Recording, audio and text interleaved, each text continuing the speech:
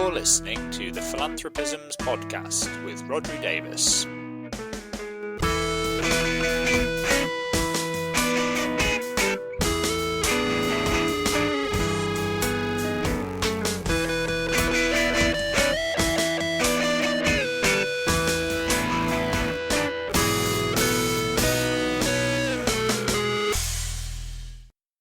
Hello, you're listening to the Philanthropisms podcast. This is a podcast where we try to put philanthropy in context. I'm your host, Rodri Davis, and this week I am in conversation with Philippa Charles. Now, Philippa is the Chief Executive of the DFN Foundation here in the UK. That is a foundation set up by philanthropist David Forbes Nixon. And prior to that, for a long time, Philippa was the Chief Executive of the Garfield Weston Foundation, which is a well-known funder here in the UK. So I sat down with Philippa a couple of weeks ago now to have a conversation about all things grant-making and foundations, really. We talked a bit about DFN, what DFN's core mission is, how the organisation had sort of arrived at its areas of focus, and what its approach to grant-making and funding is. Particularly talked about relationship or trust-based grant-making, kind of how you make that work in practice. We talked about the relationship between funders and fundraisers, which is, I think, sometimes presented as if it's a bit antagonistic, but we talked about how actually in reality that can be an extremely productive relationship and how we kind of reframe it as a partnership in which both sides are benefiting. The fundraiser from getting the resources they need, but also the funder or the donor from finding things that they're actually able to fund and therefore achieve their ambition. We also talked about how fundraisers can therefore build long-term relationships with funders and donors in an effective way. We also talked from the donor side about what they can potentially bring to the table beyond just the money. Is it useful for them to also use some of their skills or to bring access to their networks to the table as well? Can funders also play a role in kind of joining the dots between some of their grantee organisations or taking a kind of helicopter view? We also talked about how collaboration works in the sector and why often there's sort of more competition than you might think, and how we kind of potentially shift that from competition towards collaboration. We also talked about risk and what risk means when it comes to funding and philanthropy, and what a good risk looks like and what kinds of risks philanthropy should be taking. And also whether we need better narratives as a result about what it means to fail or succeed when it comes to philanthropy. And then we also talked a bit about the whole question of perpetuity and spend downs and what the balance ideally would be within the sector as a whole between foundations that have a very long-term view and exist for the long term, if not in perpetuity, and those that exist for a shorter period of time or take a decision to spend down. So without further ado, let's get into the conversation. I think it's a really interesting one. I hope you enjoy it. And I will be back at the end for the usual little bit of housekeeping.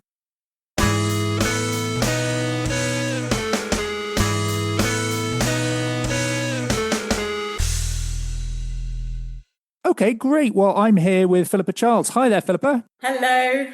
Great. And Philippa, as you'll have heard from the intro, is the CEO of DFN Foundation. And we're here to talk about all things grant making and foundations. So really looking forward to this. I guess the best place to start is just if you're able to tell people a little bit about yourself and about DFN Foundation, what the organisation is and what it does. Yeah, thanks, Rodri. The DFN Foundation, and DFN standing for David Forbes Nixon, it's a family foundation, and we aim to combine funding and strategic support to create positive change across 4 key areas.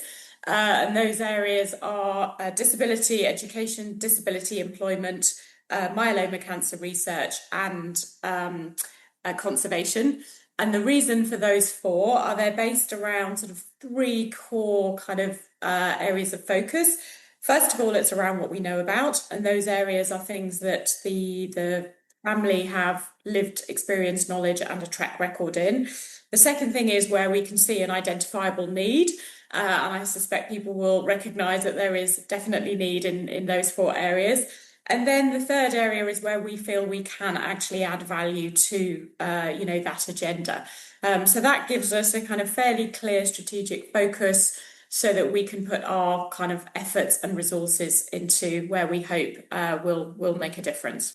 Great, yeah. And in terms of the balance between those, is it sort of roughly evenly apportioned, or is it kind of dictated by the opportunities for funding that you find? Well, it ebbs and flows a bit, actually, because it does depend on what's happening. And as you'd imagine, with disability education and disability employment, those two are very, very closely aligned anyway. So, our inclusion agenda, which is, a significant portion of our time, encompasses different aspects to try and make great change happen. And we're so proud to be part of such a significant movement in this area and lend our voice and resources to this. And there is fantastic work going on all over the country. But what we're aiming to do is on the education side, it's recognizing that young people need the best start in life, but also that education is not the only end game. It should lead somewhere, and it's those transitions into employment that are really important. So David brought the DFN Project Search to the UK. It began in the US, but what he did was he brought the ideas and the concepts over to the UK and adapted them, and has built this amazing, now fully independent charity. So that's on the employment side. We also look at this from a policy perspective too, because those things don't exist in isolation. We all exist in a wider world. And then we also are brewing some really exciting new partnerships to create and support amazing role models in this area. Because it's all very well looking at the supply chain of how do we educate people, help them get great jobs, ensure that the policies support that to happen. But we also need to ensure that brilliant people are championed and that they're recognised so that they can do their bit to help those behind them. So we have partnerships with the Snowdon Trust and Cambridge University, and that's kind of quite fresh. That's something we've launched this year.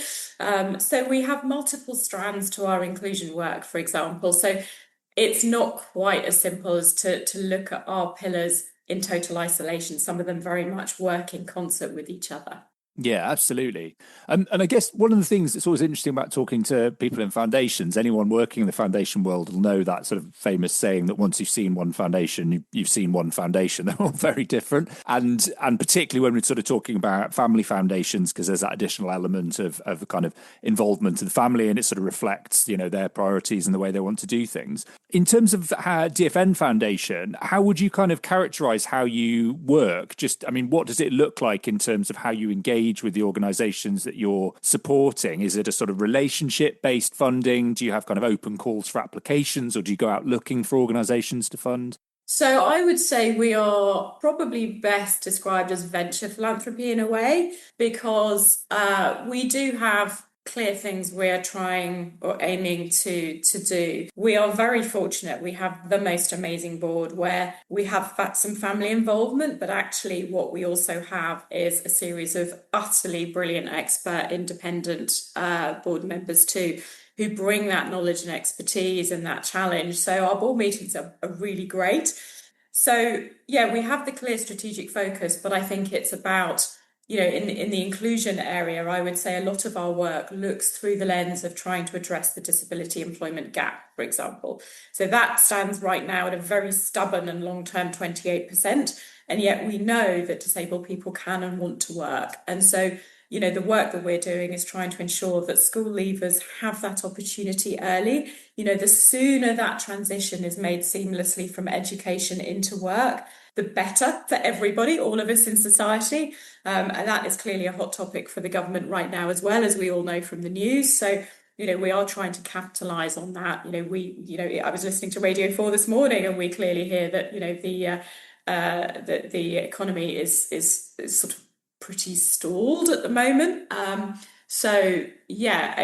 It's really about focusing our resources, using the best of partnerships to make a difference. So yeah, we do we do like to partner wherever we can, because there's no point reinventing wheels. When people are doing great work, why wouldn't we work alongside them or with them or help fund them to amplify that work and make the change happen? But that said, if through the work we're doing we see a gap and we can't find anyone doing something, then we will, initiate things ourselves. And I guess a simple example of that was in the beginning with the initiation of DFN Project Search. What that does rather brilliantly is provide a scale opportunity for employment transitions for young people. So we know that there are fabulous charities all over the country, and I've funded many of them in the past, doing great work, providing employment. But what DFN Project Search does is complement that by also working with large-scale employers. So organisations like Asda, Amazon, Marriott Hotels, the NHS, who have such a vast array of different jobs available to them. And I think that complements the world of work as we all experience it, because not all of us want to work for a small organisation or a local one. Some of us want to go and work for a big company. And I think that choice available is important. So DFN Project Search is a good example of where we've spotted a problem and kind of built something. Another example would be with our very current partnership with Cambridge University, where we are building a really incredible leadership summer school for talented disabled leaders to help them launch their careers and be successful. And I just assumed that there would be something like that out there. There are brilliant courses for women, for early career leaders, you name it. You can look at most of our top class institutions and find something. But try as I might, I couldn't find anything. So that was the point at which we said, okay, well, if we can't find it, we'll build it.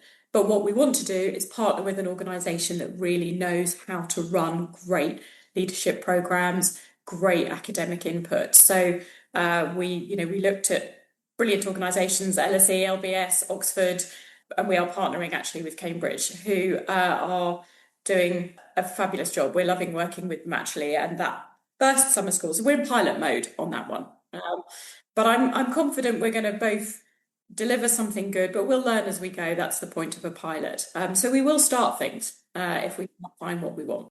Yeah, that's really interesting. And you mentioned before in passing about the kind of funding policy work as well as sort of direct services or projects. And obviously for any funder, there's this sort of choice somewhere on a spectrum of upstream to downstream where you can focus on kind of addressing the actual problem and the symptoms of it through services, or you can go further upstream and try and do research and policy work. How do you kind of decide on that balance? Again, is it kind of dependent on what presents itself, or do you sort of think actually about how to maintain a portfolio? Yeah, we do. I mean, like every organisation, we can't do everything at once. And I think, our policy piece, we are not a solely advocacy-based organisation, but I think what we feel confidently is that our knowledge and track record and the work of our partners, who are the real experts, can speak for itself. And that's the evidence base to be able to give it practical examples to government and policymakers to say, look, here's something that works. Look at that and build it into the policies you're developing. So, we're not trying to get involved in the nitty-gritty, but what we are trying to do is make sure that really good practice has a spotlight shone on it when it makes sense. Because, if stuff works, again, why start again? Why reinvent a wheel rather than find a way to amplify that? So that's how we take quite a practical approach, really. Again, it's that venture philanthropy piece. Our task, I think, is to support our brilliant partners to do their best work and then to use the voice we do have to ensure that those who are making policy decisions can see the impact of that work and how it makes a difference. Yeah, and I guess the other bit of that is that choice between sort of upstream and downstream is sometimes presented as if each individual funder by itself has to kind of have a perfect spread, whereas the reality is there's an ecosystem of funders out there doing all sorts of different things, and as long as there's kind of a balance overall. In terms of that, what's your experience of sort of working within that ecosystem? Have you found that you kind of are able to collaborate and work alongside other funders and to kind of make sure that your work aligns with theirs? Or do you think the world of foundations is still quite isolated because each organisation is sort of ploughing its own furrow? I think there's a mix, but my experience is it's actually a lot more collaborative than perhaps people see. And I think that's almost inevitable when you've got groups of people, peers who, talk to each other all the time. And I think it's really healthy to collaborate and share information. And we do that a lot.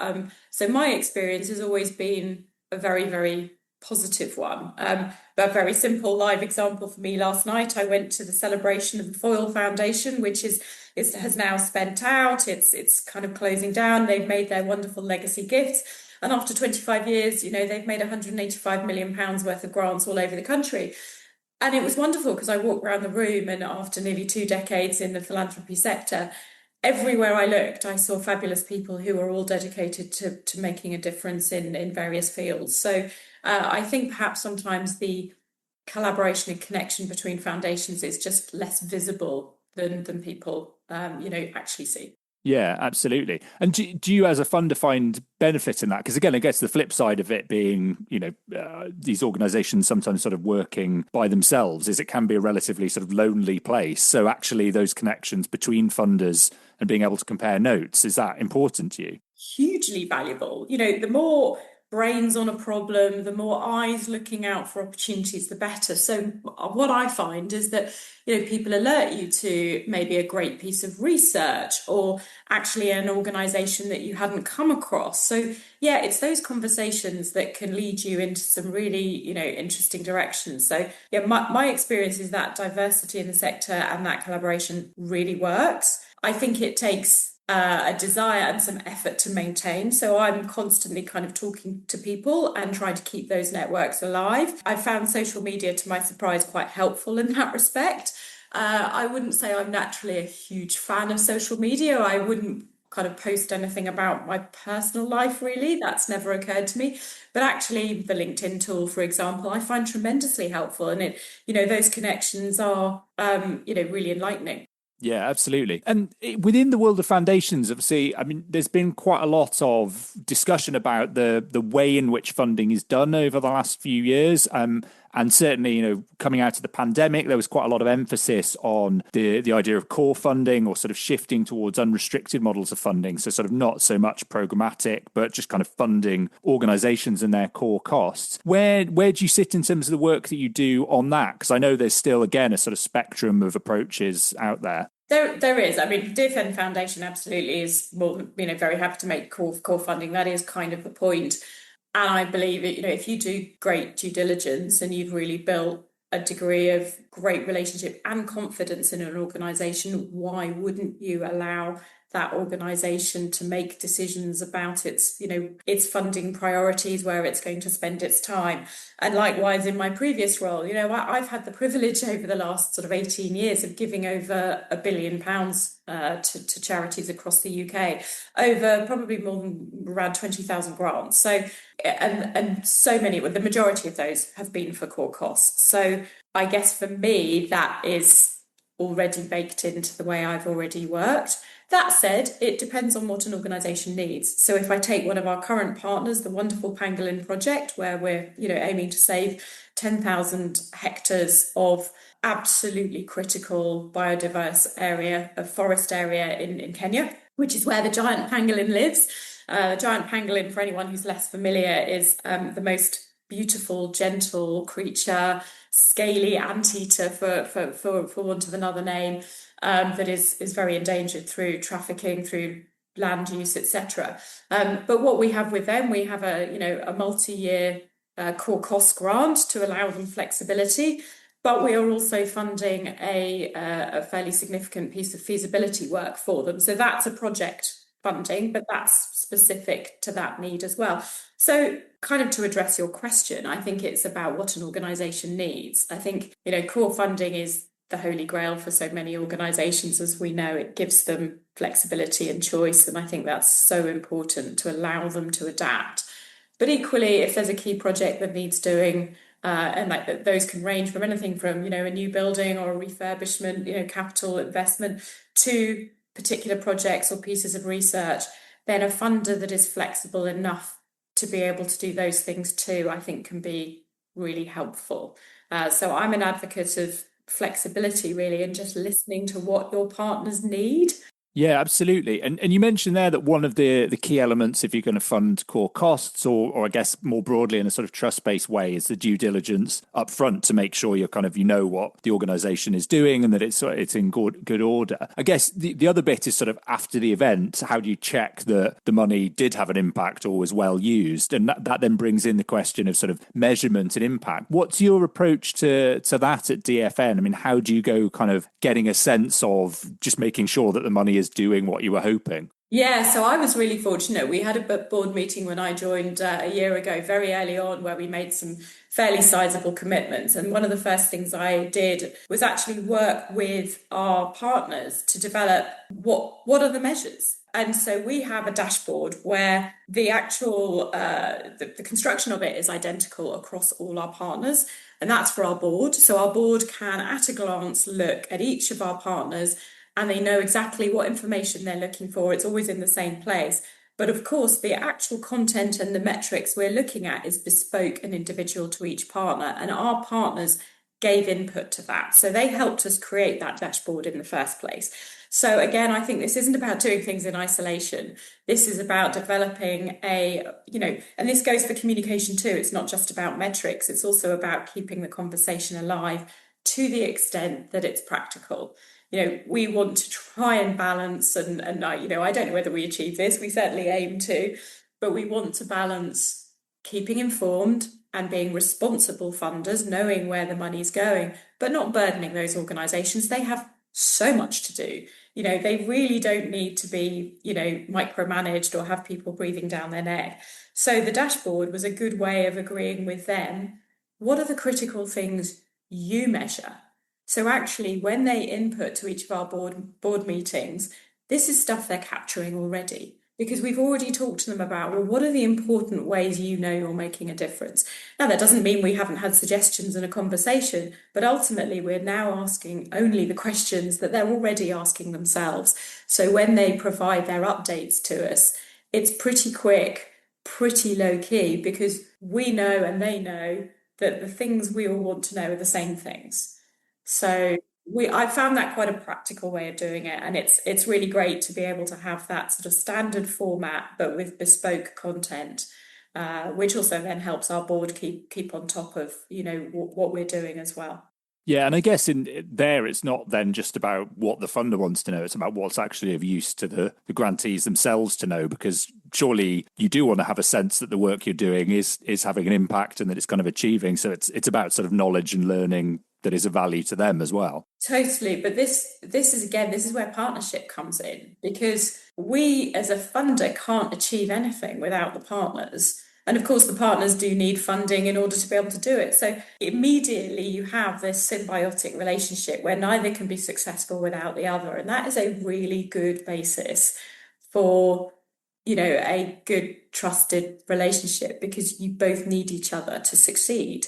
And that allows us to have good conversations about, well, what are we measuring? Why? How often should we measure it? Some things can only be measured once a year. So, for example, with DFN Project Search, when we look at the employment outcomes, well, that's obviously a once a year thing. When these young people, graduate from the programme and they finish their education, that's a once a year thing. Whereas on a more ongoing basis, we could measure, the attendance and how young people are doing individually. So that's a more ongoing thing. And so the organisation has ways to track all of those things.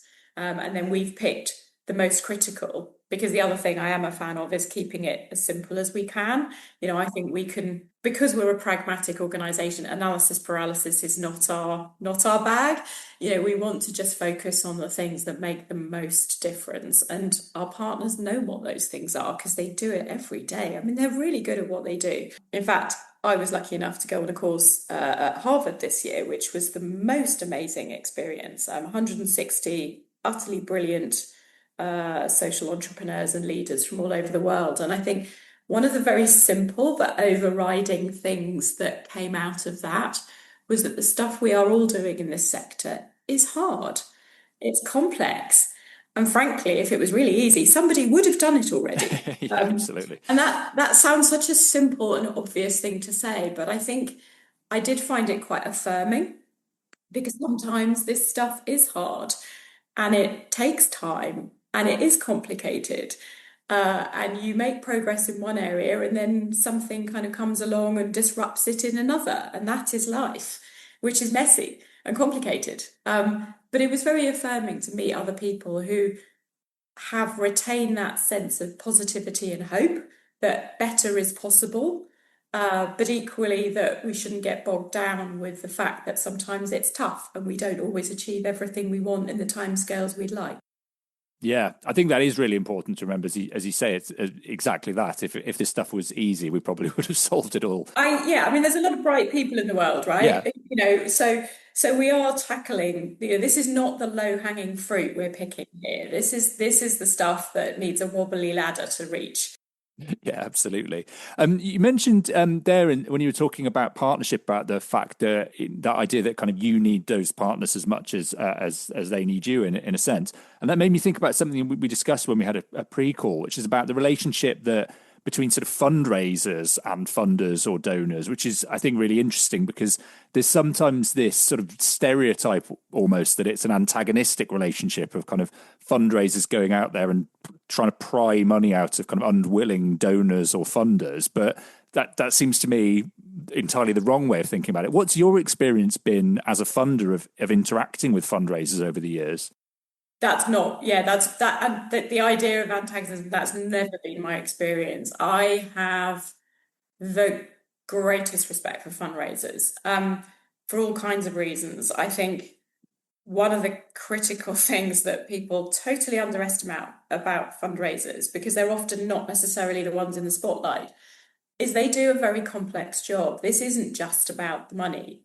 The things they have to do in order to build the relationship, build the understanding of that organization is complex. It's relationship building, but they have to be financially literate. They have to be strategic. They have to be able to balance donors with one set of priorities and an organization that has a clear focus that may or may not completely match that. They really do have to, and they have to be the champion of the donor in their organization, and yet they also have to be the champion of their organization to donors. So they have to be intensely adaptable.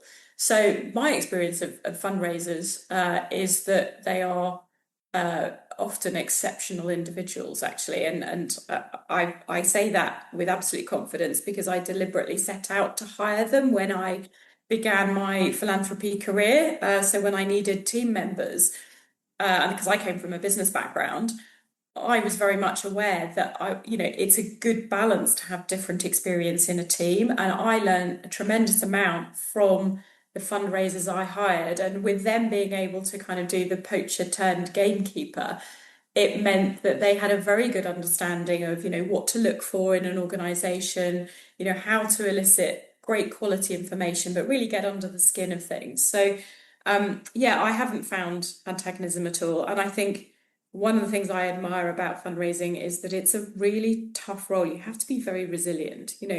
These people get a lot of knockbacks. No is a huge part of their daily and weekly lives, and yet every morning they still have to get up, dust themselves off, and start again. And the good ones have learned how to do that without losing hope, retaining their courage, because you've got to be brave. I mean, asking for money is not easy. As a lot of board members who get tasked with doing that will know, suddenly they realise it's quite a scary prospect. So no, my experience of fundraisers is that they have to be persistent and brave and brilliant communicators, and I've learned a huge amount from them, and I would carry on hiring people with that background till the cows come home. Yeah, absolutely. I think that's a ringing endorsement. I definitely agree. I mean, it strikes me as an incredibly difficult job to do well. And when you see people do it well, as you say, it's often, they're very impressive. And of all the jobs in the philanthropy world, that isn't the one I'm currently doing. It's the one I'm quite confident I'm least capable of doing myself. So I really admire people who can do it. Yeah, it's really hard. It's interesting you mentioned there, obviously, one of the things that's required is resilience, because the reality is you're going to get a lot of rejections. I suppose from the other side, as someone who is kind of in control of the money as a funder, or if you're a donor, the reality is also you're going to have to give out a lot of rejections because you just can't, fund anywhere near the number of things that are probably going to be presented to you. So what's your kind of experience of how you do that well? How do you say no in a way that remains constructive? Well, I think that point, it starts way earlier, actually, than just the no, because I think sometimes you can be clear about what your priorities are and whether an organisation fits way before anyone's gone to the trouble of applying or spending time. So I do think funders have a degree of responsibility to be kind of honest and straightforward and clear earlier, or as early as is possible. You don't always know what the outcome will be, of course. I think a degree of empathy too. I mean, let's face it, in life we all, I think, have experienced being turned down for something that it was important to us, and that we know, in one way or another, we all know what disappointment feels like, and it's not nice. And so I think if we're going to give somebody news that we know is going to disappoint them, that's going to be hard to hear, that they don't want to hear, trying to do it in a way that is as fast as possible. I think that's the key thing. So people aren't feeling like they're wasting time. As clear as possible, because if you've got genuinely no intention of funding something any further, trying to be too kind but leaving it a little bit open actually isn't helpful, because they're going to waste time. So I think clarity is important, but alongside that, the empathy to know that how you say, I'm sorry, this just doesn't fit what we do. I wish you the very best of luck for the future, but, I want you to use your resources where you're going to have more chance of success. That's the aim I have always tried to take. I don't know whether that succeeds or not. I suspect mostly it does, because people tell me that. But equally, as a funder, there is always a fear that people will possibly tell you what they think you'd like to hear. I think people are extraordinarily nice to funders, but I think when you have a really good relationship with your partners, you just sit down and you have great quality conversations, and they tell you if they think that you're wrong or that they've got a better idea, and why wouldn't you hear that? So yeah, saying no is the worst bit of the job, because you know that work is needed, it's important. I think it's just trying to be mindful that how you do it matters as much as when and where you do it. I think that's absolutely right. I think it's that point you made there. It's not actually a kindness to give people false hope, even if it's done with the best of intentions. And also, I guess there's that bit that when you say no to something as a funder, it usually isn't because that project isn't worthwhile or good. It's just, it probably is something that you could fund or somebody else could fund in most cases. Totally. And actually, what I would say, and this was my point about maybe no begins earlier.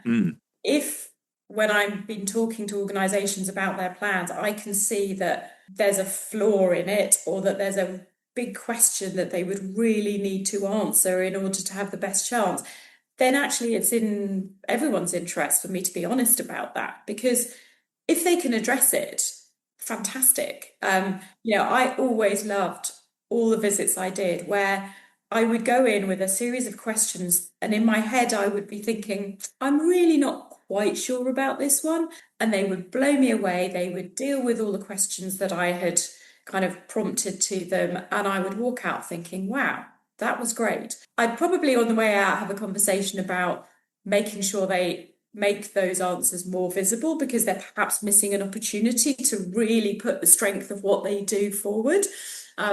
But I loved it, always love it when an organisation changes your mind. I think that's one of the most exhilarating things, actually, about what we do. Yeah, absolutely. I just wanted to circle back to something you mentioned before when you were talking about the board that you've got at DFN and saying, they're really kind of valuable and you've got some great individuals on there. It made me think that there's this question about beyond the money as a funder or as a donor, what's the additional value that a funder or a donor can bring to the table? I mean, in terms of skills, expertise, or networks and connections, and how do you kind of put that to use for the organizations that you're supporting?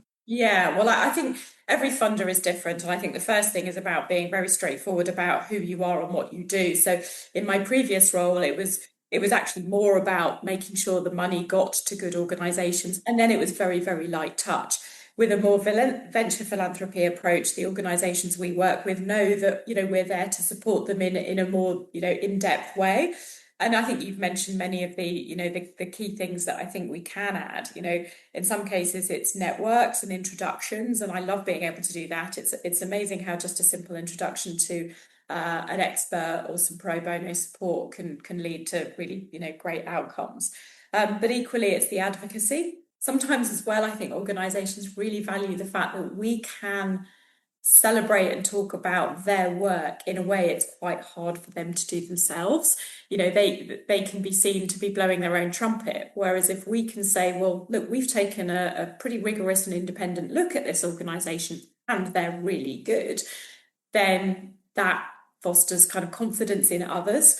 So another part of that is bringing other funders into the mix. So it's not just the advocacy; it's shining a spotlight on the work, and helping other organisations who may fund them, see what they do.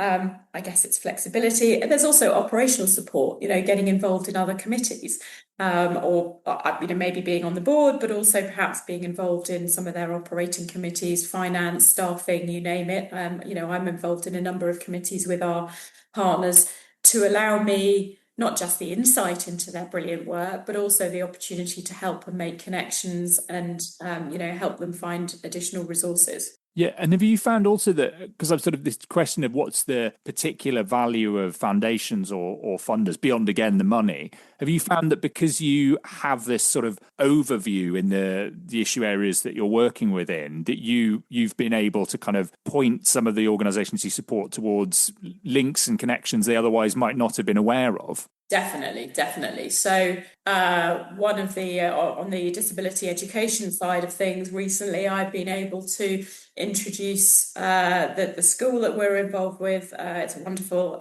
school for special needs young people in Surrey, to financing opportunities from Charity Bank, for example. So that even something like that, it's basically an introduction, but it can be a game changer. So that's just one was sort of uppermost in my mind because it's very recent. But I think, there's so many examples like that where a funder can use the connections that they have to amplify their work. And as you say, that's beyond the money, but can have a, really significant impact. Yeah. Another thing I wanted to ask about, because again, it's part of this sort of wider conversation about the role of foundations in particular and sort of philanthropy more broadly at the moment, is what is the approach to taking risks? Because it's sort of often argued that, a key part of where philanthropy's legitimacy comes from is that it's able to do things maybe that the government can't do and that the private sector can't do and take different kinds of risks.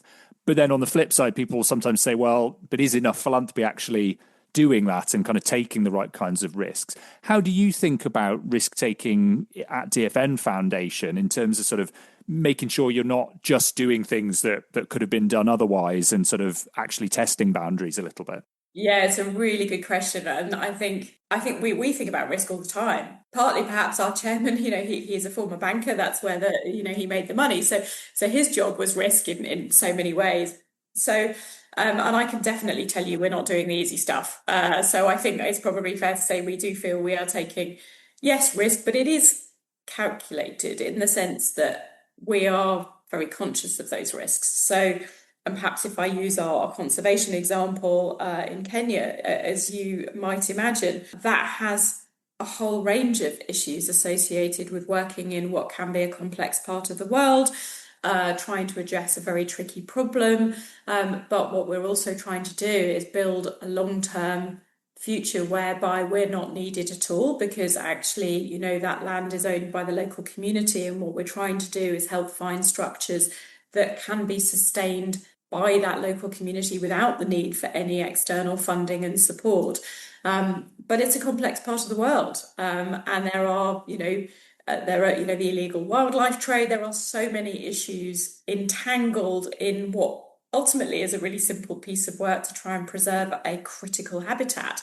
But it's, of course, not that simple. So, you know, we have very real conversations about those things, and that extends to safeguarding, you know, the employees of the work going on the ground. You know, this is not easy stuff. So risk comes in many shapes and forms, and we take that seriously, but it doesn't mean we shy away from funding it just because it's difficult and just because there are issues that are, you know, hard to solve and frankly outside of our scope to solve. And where they're outside of our scope, we just try to, you know, reassure ourselves as much as possible that we are doing what is possible to mitigate that. But you can't allow for every possible eventuality, and you certainly can't control every variable, at which point you also have to take, you know, a degree of leap of faith that you are doing all you can, but that the objective is important enough and critical and urgent enough to make that worthwhile. Yeah, absolutely. And I guess the bit that links to that is that if you genuinely are kind of taking those calculated risks, and particularly if you're working on issues that are complex by their nature or in places that bring their own difficulties, there are going to be failures, because you can't pretend if you're taking those risks that everything is going to pan out perfectly. Do you think we have a bit of an issue still in the world of philanthropy in talking about failure in a positive way, or in kind of framing things not working out in a way that people are willing to talk about? Because it feels as though it's still difficult and people sort of want to downplay those rather than being able to present them in a way that they and others can learn from in some cases. Well, I think it's interesting. I think it's changing, actually. I think the whole point is we're learning, you know, and a good example perhaps is this pilot we're doing with the Snowdon Trust and with Cambridge University. This is our first year. I'm confident we're going to deliver something that will be good, but I'm equally confident that next year's version won't be exactly the same, because we are going to learn something along the way, and we can't make instant decisions about how we might change and tweak things until we've really evaluated and looked at, well, what things worked that we really should keep, and what things haven't been as good as we want them to be, and what do we think the right solutions are. So yeah, I think the learning is important, and I think that narrative is definitely shifting. I think people are very, very good. You know, some of the other foundations I can think of, my peers and friends are very good at, you know, sharing that. In my previous role, one of the things that I found very insightful was we asked NFP Synergy to do a very extensive piece of sort of feedback evaluation, and it was anonymous. And the reason we asked an external organisation to do it was because, frankly, if we'd asked people, what do you think about us, the chances are they might have said nice things, and we actually didn't want them. Well, it was nice that they did, but what we wanted was, you know, to know what they thought and what ideas they had and how they thought, we in philanthropists could improve. So I think your question about learning, I think actually if you look at the amount of reflection and evaluation that takes place, I think perhaps it's less visible than it could be. But I think if we want to really make a difference, which we do, we'd be mad not to take a look at how could it be better each time and be alive to that as we go along, because that's a live thing.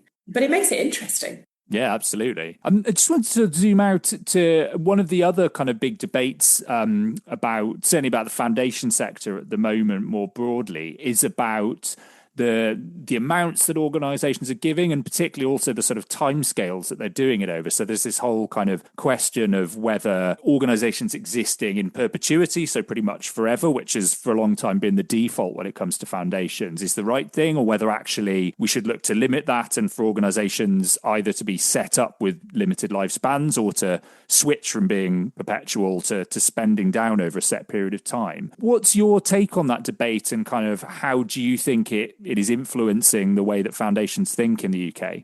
Yeah, I mean it's a good question, and it is a live debate, isn't it? I think personally I'm a big advocate of multiple models being really important, actually. I don't think one size fits all. It's anyone who's been shopping and sees a label on a piece of clothing that says one size knows that that just doesn't work. And I think it's actually very important that there are funders or funding out there that might be time limited for a very particular purpose that can do very, very powerful things. I mean, even simple examples like the big give that happens every December, creating a time limited, energetic opportunity galvanizes action. That absolutely has a purpose. But if it was the only thing available to us all as a society, then we would be missing something. At the other end of the spectrum, the long-term in perpetuity endowments also perform, an important role too.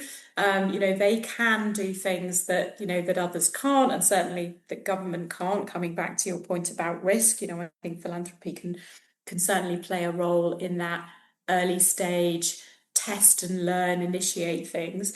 And then, of course, you've got organisations somewhere in the middle, and I've mentioned the Foyle Foundation, and we've had other foundations that are there for a specified period of time to do an enormous amount of good, but they don't have to exist forever. And I think those organisations that have that focus, they add a lot too. So I guess the very simple answer to your question is my view is that one size doesn't fit all, that it's important for our sector that we have different models and different approaches. Each of them individually have pros and cons associated with them, but by having all of those in our funding ecosystem, if you like, that kind of mitigates that a little. And we still have, new generous people entering into the philanthropic ring. So the previous foundation I managed was, is now about 68 years old. The one I'm doing now is 10 years old. Actually, no, 11 now. But and there's room for all of those. And frankly, the more the merrier. I mean, I think anything existing philanthropy can do to encourage others is also powerful. I think people underestimate the tremendous, it isn't just fascinating learning and a lot of fun, but it is the most magic and purposeful thing to see things improving and where you can make a difference. It is the privilege of my life to be involved in the sector I'm in. I'd love to say that I began my career all those years ago wanting to do this because I didn't even know this sort of thing existed. I kind of fell into it, but oh my gosh, I love it. Which leads me really neatly to one of the questions I wanted to ask, which is you're exactly right. I think the work in the world of philanthropy, and particularly I think the kind of the job in foundations, the sort of, I mean, what gets called, the philanthropoid role, sort of not the owner of the wealth, but the one who takes a big part in kind of deciding and making sure it's distributed. It is from the outside, I think, quite an odd world and one that a lot of people don't know about. So you've worked in it for quite a while now and have a lot of experience sort of working in that role. What would you say is kind of, if you were talking to somebody who was at the start of their career and sort of became aware of this, what would you say is kind of the best thing about working in that kind of position? And on the flip side, what do you think is the biggest challenge? Wow. I think there's so many best things. I think the opportunity to learn all the time. I love the fact that I have, my assumptions challenged and my mind changed, and that I meet extraordinary people doing really interesting things.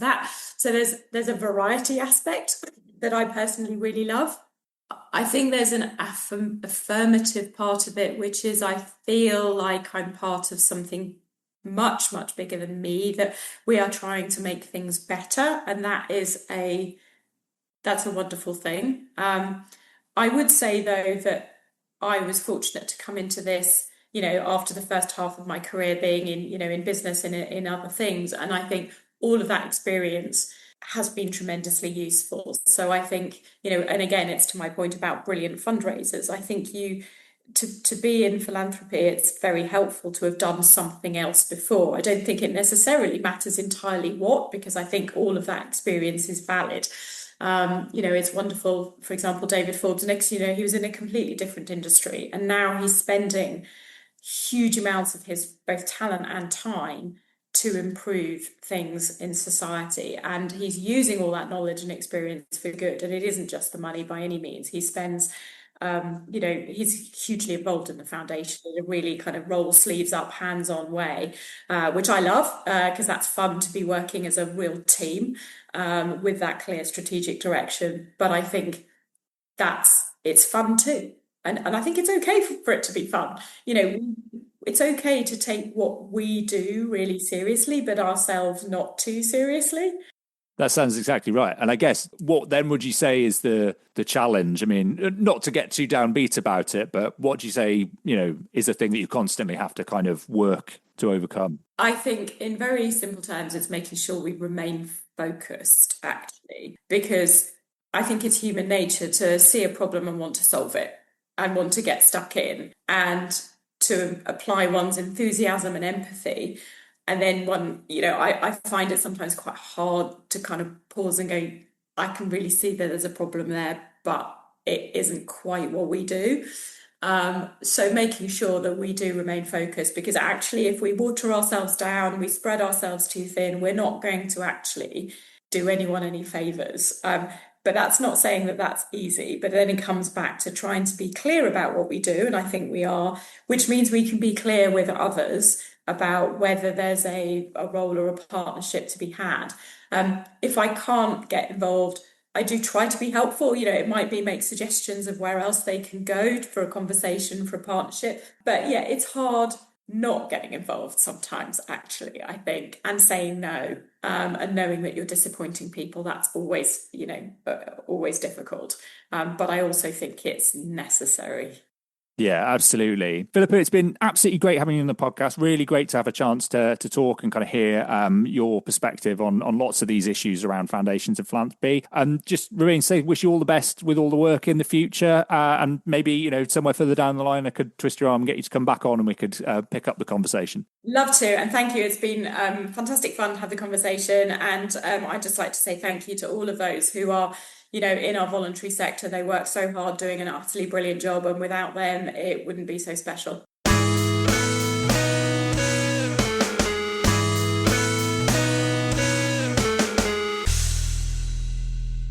Okay, great. Well, my thanks again to Philippa for coming on the podcast. It was great to have a chance to talk and to hear all about her work and her thoughts about grant making based on her many years of experience in the sector. I'll put links in the show notes to places where you can find out more about some of the things we talked about and things you might be interested in reading that kind of follow on from those.